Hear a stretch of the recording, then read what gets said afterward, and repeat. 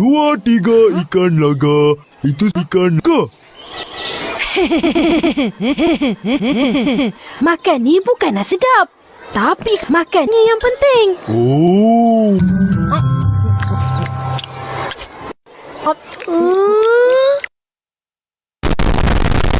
Aku nak rasa satu. Saya mau. Ambillah.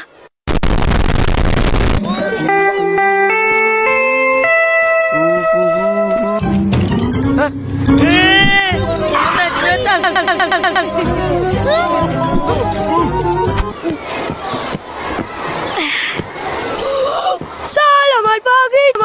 Selamat pagi.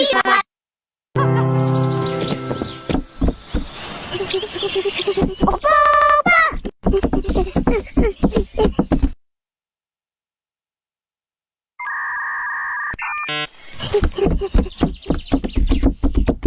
Opa, ni sayur apa?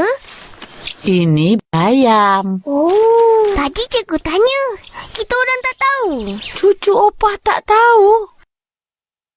Cikgu kata kerja rumah hari ni kena belajar nama sayur. Dengan hasilnya sekali. Nanti kita pergi jual kebun.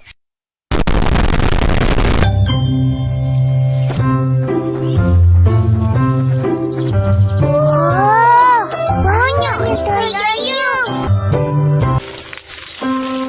Meh, tolong akak makan. Lapar lah. Tak sabar ni nak balik. Lapar. Ibin. Huh?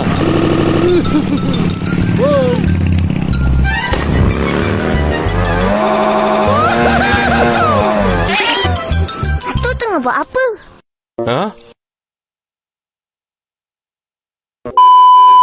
Atuk tengah buat apa? Duduk-duduk. Tunggu Atung lalu. Nak jual Atung lama ni. Belajar apa hari ni? Belajar pasal atuk. Ha?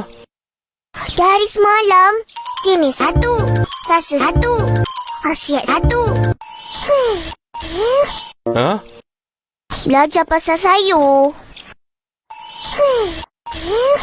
Ai, kenapa sedih je ni?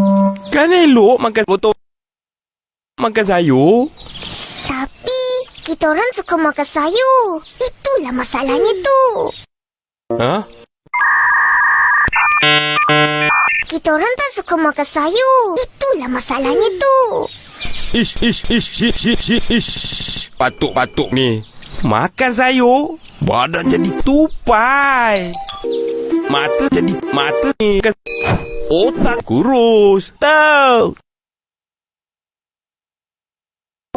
Tapi badan atuk kurus je. Ha? Badan je kurus. Tapi tenaga banyak macam burung. Tengok ni.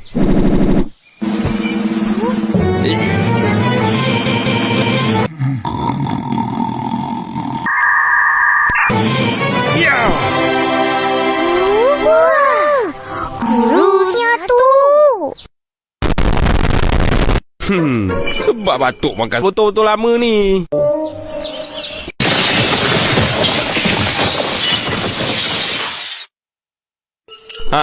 Kau nampak apa atas pokok tu? Nampak? Macam batu. Bukan batuk. Tapi patung.